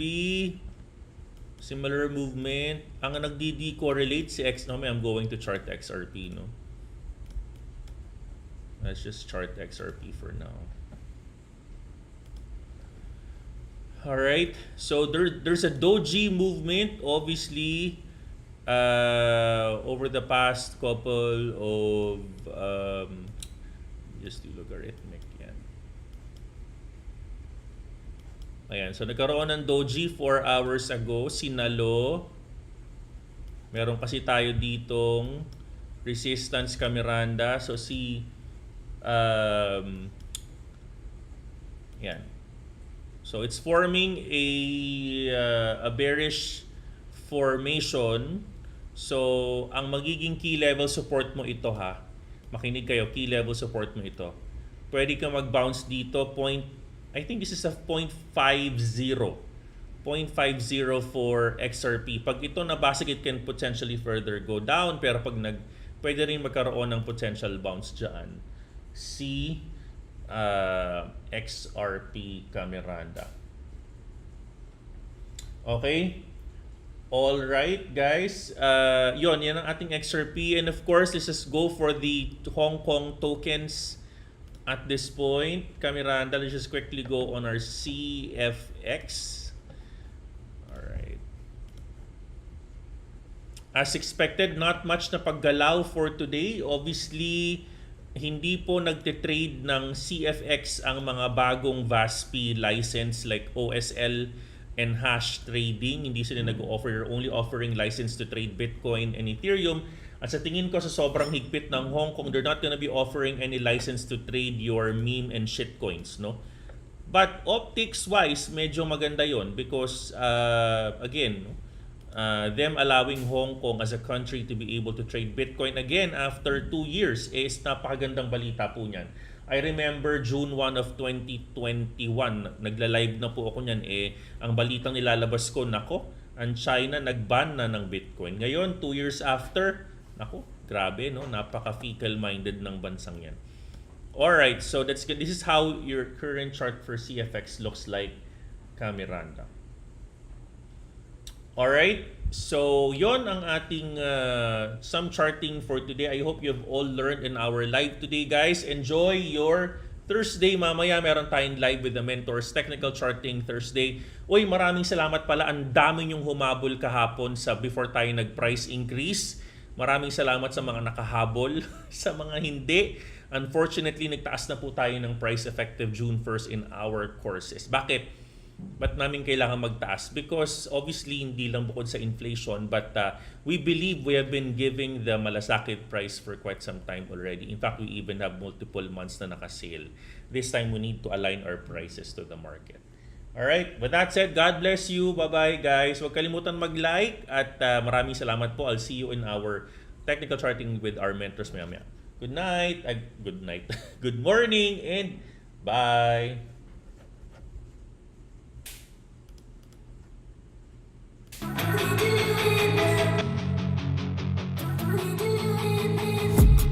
I've been dreaming on in my head like I've seen it. A life worth living is a life with meaning. I'll do what I love till my heart stops beating. I'm feeding